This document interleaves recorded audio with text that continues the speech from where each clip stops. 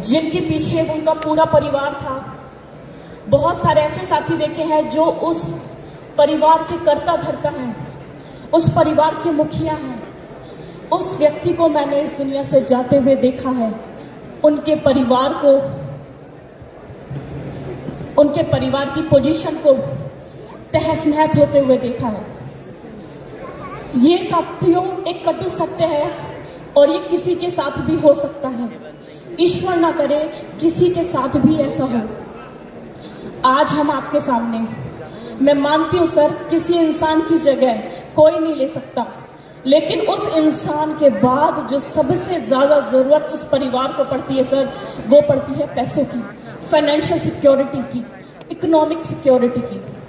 आपका कोई कितना भी प्यारा है, कोई कितना भी अजीज है, वो आपकी एक दिन फाइनेंशियल रूप से मदद कर देगा, 2 दिन कर देगा, 1 महीना कर देगा। अगर पूरी जिंदगी की बात करूं तो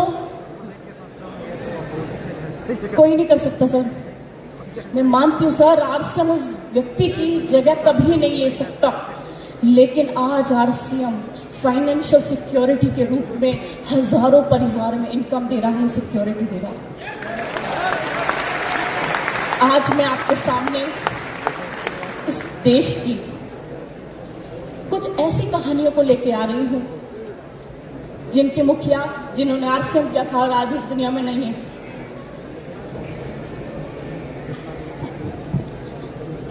लेकिन उनका परिवार को सिक्योरिटी आरसीएम दे रहा है। मैं सबसे पहले मंच पर बुलाना चाहूंगी स्वर्गीय राकेश अरोड़ा सर की फैमिली को। ये बहुत बड़ा एग्जाम्पल है, ये बहुत बड़ी कहानी है। करना चाहते हैं राकेश अरोड़ा, ये नाम अगर कोई आरसीएम सही तरीके से कर रहा है ना सर, हर नाम राकेश अरोड़ा सर का हर कोई व्यक्ति वो नाम जानता है। दीवाने, पागल, जो शब्द कहूं कम थे। ऐसे दिल लगा के उन्होंने आरसीएम किया था। मुझे याद है जब आरसीएम पे विपरीत परिस्थितियां थी, उस समय राकेश सर ने आरसीएम को मजबूत कंधा दिया था। मैं संजना मैम से, मैं शायद खुद को एक्सप्रेस भी नहीं कर पा रही कि जब मैंने ये चीज सुनी उनके जाने की, तो मैं शॉक में रही। मुझे समझ में नहीं आ रहा था कि संजना मैम ने कैसे खुद को संभाला होगा। आगे की बात के लिए मैं माइक हैंडओवर करती हूं राकेश अरोड़ा सर की धर्मपत्नी जी को, संजना अरोड़ा मैम।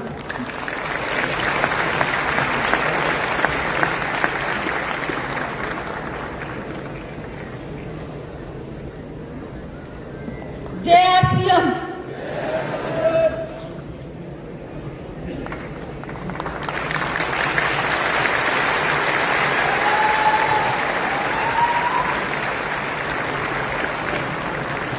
जय आरसीएम। कैसे हैं आप सभी? आज इस इतने बड़े मंच पे और आप सबके बीच में हूं तो मैं सिर्फ आरसीएम की बदौलत हूं।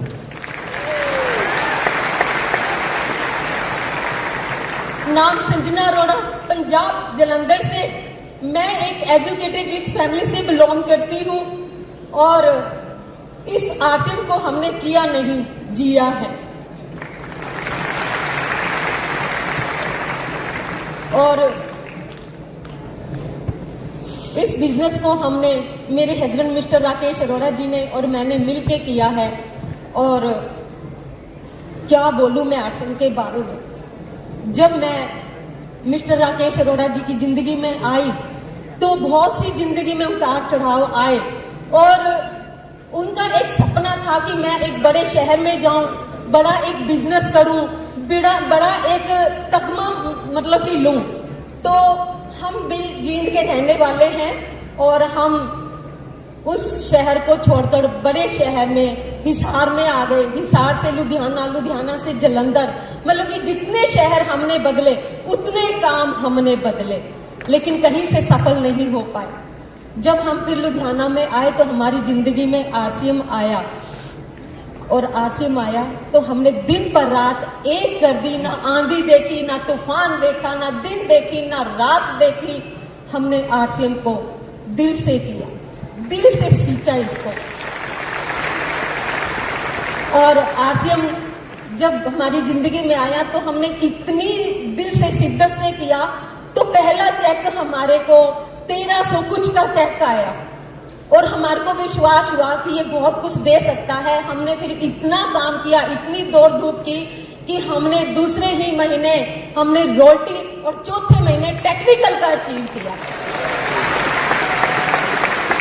और फिर हमारे को विश्वास हुआ कि इसमें बहुत कुछ हो सकता है। हम दोनों ने एक डिसीजन लिया कि इसमें तो लाखों रुपया आ सकता है, जो हमारे को सपने दिखाए गए थे, लेकिन जब तक हमारे को पैसा नहीं आया था तो विश्वास नहीं होता था। जब रोल्टी आई, टेक्निकल आई, तो हमने डिसीजन लिया कि हमने एक साल के अंदर 1 लाख रुपया कमाना ही कमाना है। तो फिर हमने दिन पर रात एक किया और 9वें महीने 1,12,000 का चेक लिया।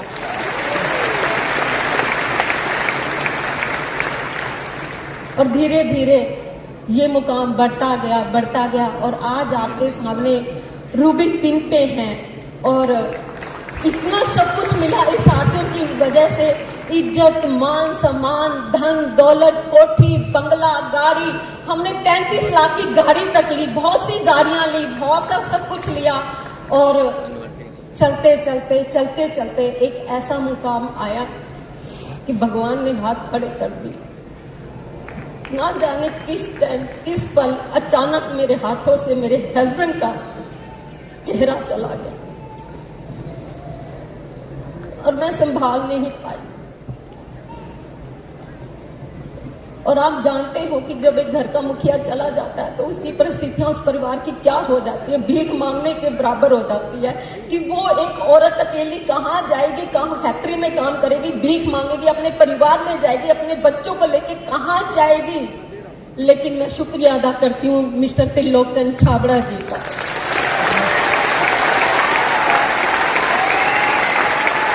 जिन्होंने ये आरसीएम बनाया और जीरो से हीरो बनाया और आम इंसान को खास बनाया। और आज मेरे को किसी के आगे हाथ फैलाने की जरूरत नहीं है। आज मैं अपने परिवार के आगे, किसी के आगे हाथ फैलाने की जरूरत नहीं है। आज मैं अपना जो इनकम मेरे मिस्टर राकेश अरोड़ा जी को आ रही थी, लाखों रुपए की इनकम, आज वो मुझे मिल रही है। जो आज उनकी वो पोस्ट थी रूबी की, आज वो मेरी छाती पे लगी। तो मुझे गर्व है इस आरसीएम बिजनेस के ऊपर कि इसको आप दिल से करो, सींचो आप इससे। और आज मुझे किसी चीज की जरूरत नहीं है। और आज पहले मैं अपने मिस्टर राकेश अरोड़ा जी के साथ आती थी हर फंक्शन पे, आज मैं अपने बेटे के साथ, जनहित अरोड़ा के साथ आई हूँ। और मैं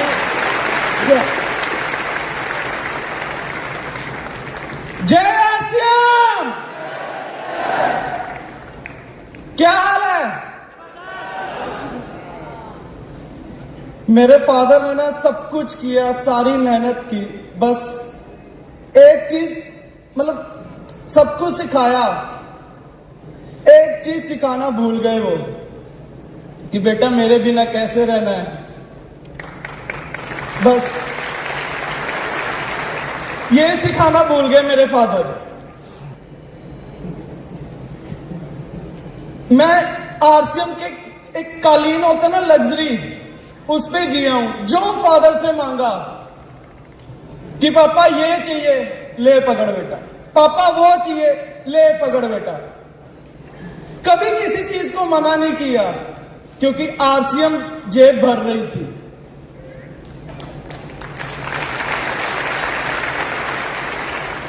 पापा को बोला, पापा कॉलेज शुरू होने वाले हैं, स्पोर्ट्स बाइक निकलवानी है 10 लाख की, ले बेटा। बाप एक, मतलब मैंने ना कि सुना था, कहते जितनी चादर हो ना उतने पैर पसारने चाहिए। शायद कहीं ना कहीं मेरे अगर फादर की चादर छोटी भी पड़ गई ना, उन्होंने जो उनकी शर्ट थी ना, उस धागे से वो चादर बड़ी कर दी।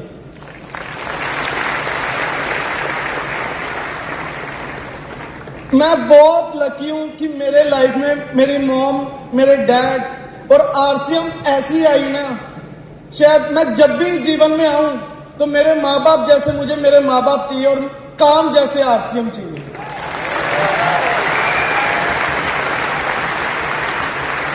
नहीं तो भगवान मत भेजियो यार, नौकरी तो मेरे से होती नहीं क्योंकि कालीन पे पैदा होया हूं मैं। जो मांगा वो मिला है। नौकरी वाले के घर भेजेगा, उसने कहना बेटा खुद कर और हमें भी करवा दे, खिला दे। वो मेरे से होने नहीं वाला।